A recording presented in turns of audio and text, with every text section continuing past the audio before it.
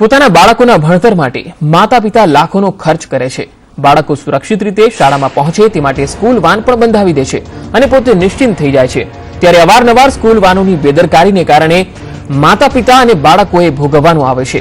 કંઈક આવો જ કિસ્સો બન્યો અરવલ્લી જિલ્લામાં કે જ્યાં સ્કૂલ બસના ડ્રાઈવરો દારૂ પીધેલી હાલતમાં પકડાયા। મોડાસાની જીનિયર સ્કૂલ બસના આ ડ્રાઈવરો છે। મોડાસા ટાઉન પોલીસે ખલીકપુર પાસેથી દારૂ પીને મસ્ત બનેલા ડ્રાઈવરોને ઝડપી પાડ્યા।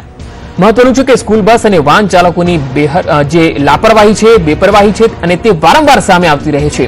રેસની રફતારમાં મસ્ત બનીને આ બેફામ સ્કૂલ વાન હંકારતા બાળકોનું ભાવિ જોખમાય છે। ત્યારે દારૂની લતે ચડેલા આવા ડ્રાઈવરોના હાથમાં બાળકનું ભાવિ કેટલું સલામત છે તેનો ચોક્કસથી અંદાજો લગાવી શકાય છે।